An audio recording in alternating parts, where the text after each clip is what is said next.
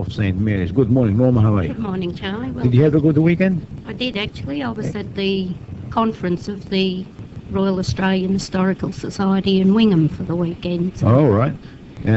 Was it a hot day yesterday? Oh, yes. Yes, it was very hot there and travelling back. It killed me. Okay, Norma, what have you got for us this morning? Well, Charlie, last month I spoke to you about the first land grant at South Creek, which was the Mamre property. Today I'd like to talk about the next grants, which were to the King family.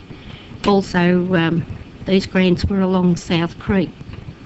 And the King family played a big influence in the development of this township.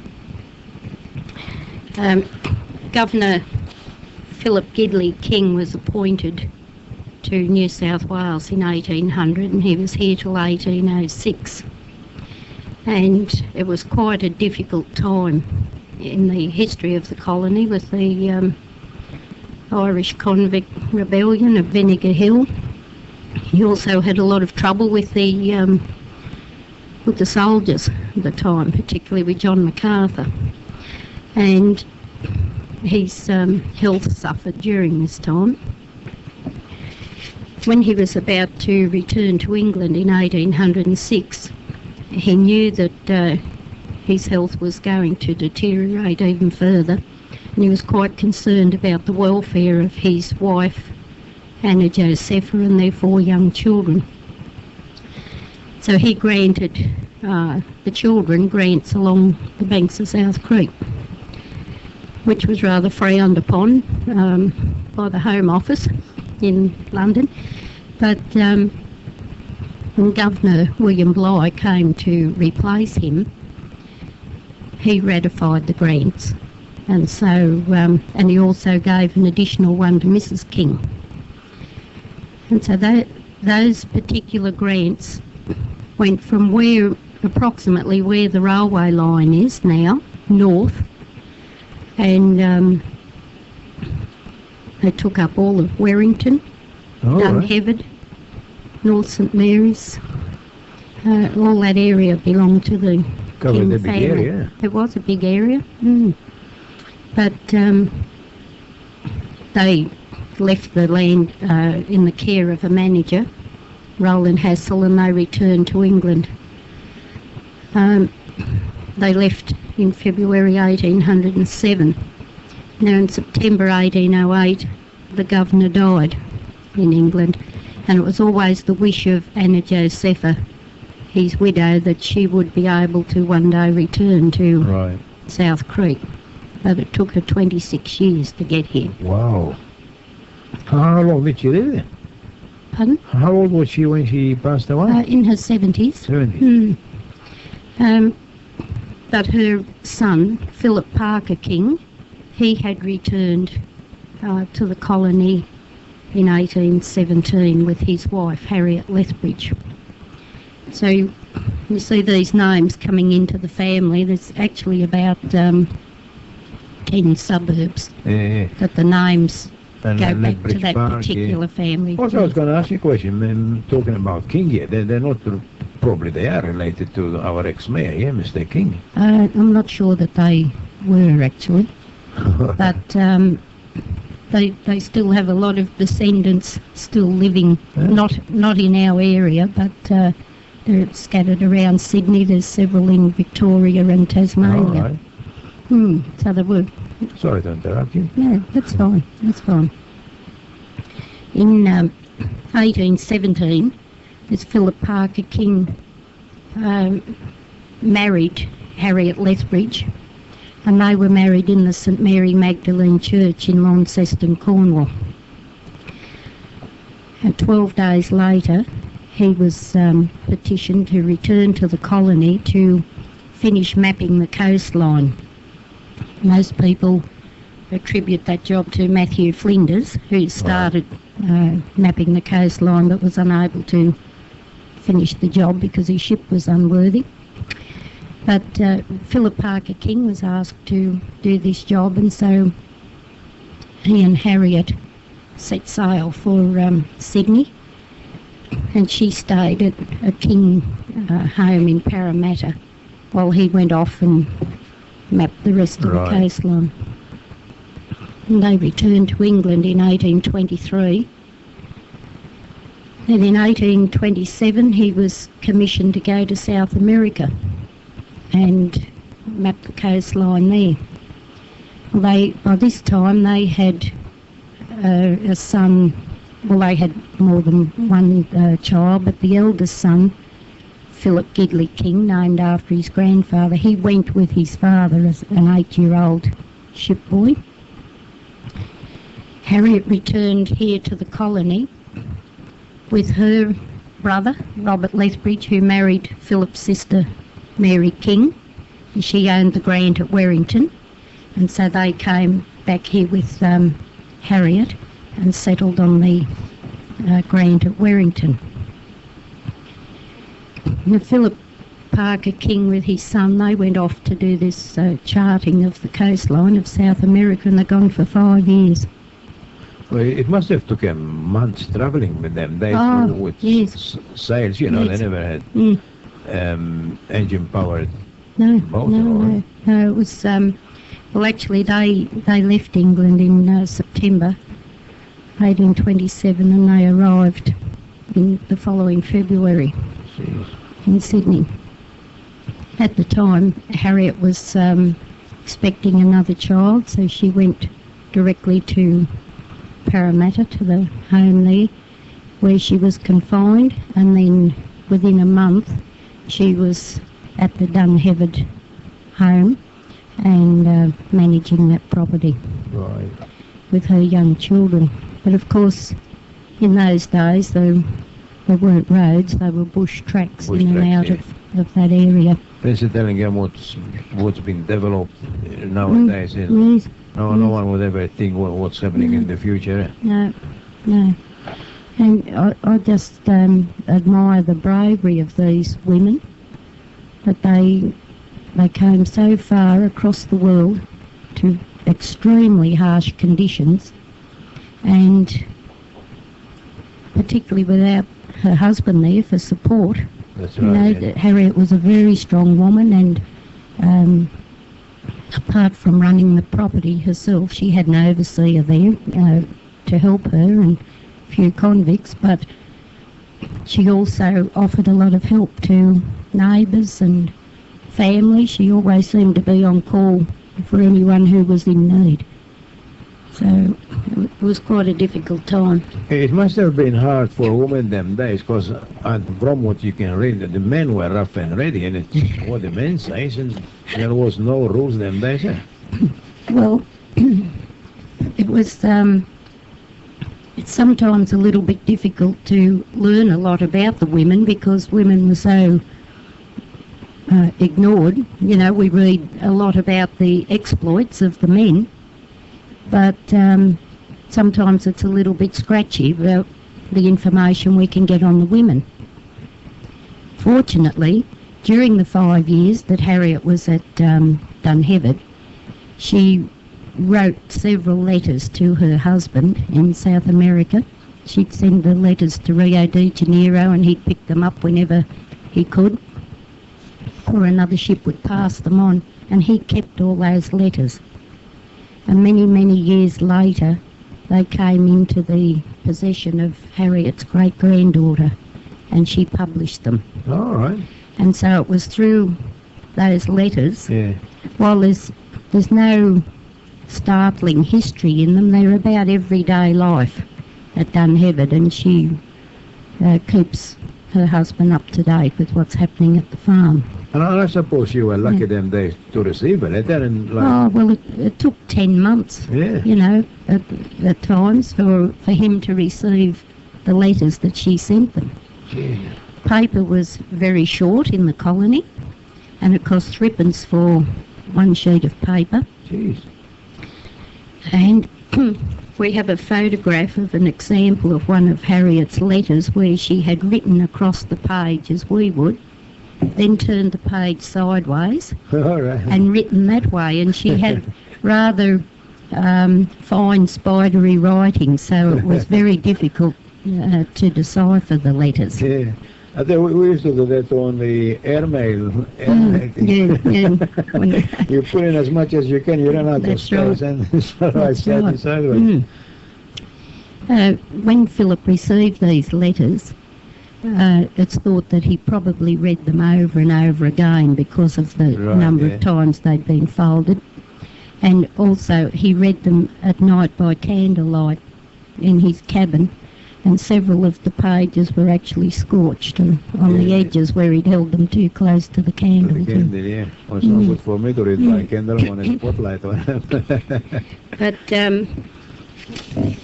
it's funny how history repeats itself, because I've got the book here, and in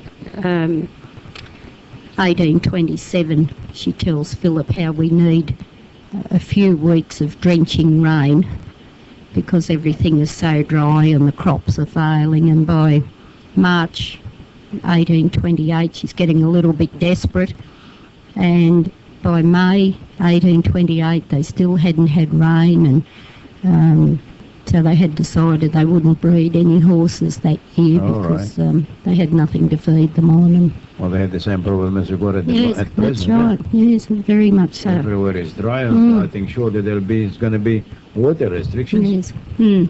Yes, well, there are restrictions all the way up the coast at the moment. So. Yeah, that's right, yeah. But when Philip Parker King had finished his mapping of South America, he went directly to London to hand in his charts and reports and all. That was 1832. And of course he was going to come back here to join his family, and his mother returned with him, Anna Josepha. And she divided her time between the King family at Dunheved and her daughter Maria's home at the vineyard, it was called, at Parramatta. She was married to Hannibal Hawkins MacArthur, the nephew of John MacArthur. And she was another very strong lady, Anna Josepha, because she was the first governor's wife to ever come to the colony. And she was quite concerned about the number of orphan children running the streets of Sydney, and she helped to establish the first orphanage in Sydney. So she was seen as a lady with quite a social conscience. Right. When she returned in 1832, and she was staying at Dunheved, and Philip Parker King had been rather friendly with John Oxley, who was the New South Wales Surveyor General. And John Oxley had been given a land grant at South Creek in 1821, roughly from Queen Street here east to Ropes Creek. And of course the majority of that area is now Oxley Park. Oxley Park, yeah. Oxley didn't have a lot of interest in the area because he had his estate at Camden. And so before Philip Parker King had actually gone to South America, he had an agreement with Oxley that he would buy his estate here at South Creek. But while King was away, Oxley died. So on King's return in 1832, he bought the land from the estate of John Oxley. Now, the story is that he took his mother to have a look at this land, and that they stood on top of the hill, and Mrs. King looked out over the little valley of South Creek and declared that that would be a good place for a church. And so her son said he would donate the land for the church and the police station, providing the church was named after the church in Cornwall where he had married Harriet in 1817. And so the church was it wasn't built for some time after that. The foundation stone was laid in 1837, and the church was consecrated in 1840 as St Mary Magdalene Church. Now, because the church was on top of the hill, it was quite a beacon. It stood out for miles, and people used it as a landmark. Because in those days, the Great Western Highway would have been a gravel track. Right, yeah. And if people were travelling west, they would often say they were going via St Mary's. And so the name St Mary's started to be used for the general area, not just the church. Right. And it was quite confusing for a long while, because when the railway eventually came, the railway was South Creek, the post office was St Mary's, and the school was St Mary's. So in 1888, the government gazetted the name St Mary's for this district, so we owe the King family for the name of our town, St Mary's. The King stayed at Dunheved until in the 1840s. Anna Josepha King died in 1844, and she is buried in the King vault in the graveyard at St Mary Magdalene, and hers is the oldest headstone in the graveyard. Philip Parker King and his wife Harriet, they moved up to Port Stephens. After he left the Navy, he was given a job with the Australian Agricultural Company. But other members of the family stayed on at Dunheved. Right. The Lethbridges lived there for a time, and but they were there for many, many years afterwards. The back of their properties was very heavily timbered, as most of the area was then, but that was known as King's Wood. And so we get the name Kingswood from that. Okay, it's a good one. Yeah. And because there's Werrington and Werrington Park and Werrington Downs are all part of Mary King's grant. The son of Mary King Lethbridge and Robert Lethbridge, he was John King Lethbridge. He bought land adjoining the Dunheved estate, and he called it after one of the Lethbridge properties in Cornwall, and called it Tregear. Right. And so now we've got the suburb of Tregear, and probably about half of Lethbridge Park were all part of his property. Properties, yeah. So they had quite an influence on the area. That's right. It's amazing. Like I said, we found out now where Kingswood came from. Probably a lot of people don't know where all these names came from. That's right. They might have thought someone just invented Kingswood. Yes. There you are. I mean, today we would say, oh, that's King's Bush, but because being very English, it was King's Wood. And that's how the name came about. Good information that a lot of, like I say, a lot of people in the area don't even think about it. No. And just an aside about Philip Parker King, he was highly respected in the Royal Navy, and he became the first Australian-born admiral of the Royal Navy. So, that's just there you are. Another thing. When he died in 1856, his body was returned to St Mary's for burial. Right. And he and Harriet, they're in the same vault with his mother up here on the hill. There are several memorials in the church to the Kings and the Lethbridges, and there was quite a lot of intermarriage. Cousins married cousins, and it's difficult when you start to research the family because there's so many of the same names right through the family. So these graves up the road, they're all looked after, or they're not vandalized or whatever, they're being looked after? Yes. The descendants of the Kings, they have reunions there from time to time. Right. In 1988, when we celebrated the bicentenary of the white settlement, Dr. Jonathan King from Melbourne, who was a descendant, he had quite a lot to do with the reenactment of the First Fleet. Right. And he was in England organising that, and he went to a place called Reading where the late governor had been buried. Now, bearing in mind that in those days in England, New South Wales was just a dumping ground for convicts. So Yeah, that's right. someone who had been the governor here didn't have terribly high standing in England. So when the governor returned, he was just another ex-naval officer. So Jonathan King had a little bit of trouble finding his grave. But eventually he found it and was quite overgrown with weeds and all. Yeah. But he arranged for the tablet from the top of the grave, like a headstone under the flat. He arranged to bring that back to Australia because he was respected here and it had some meaning to this country. And so when he returned with the reenactment of the First Fleet for the celebrations, they placed the tablet alongside the vault in the graveyard here, and the King family had a reunion and a celebration of his life there at the time.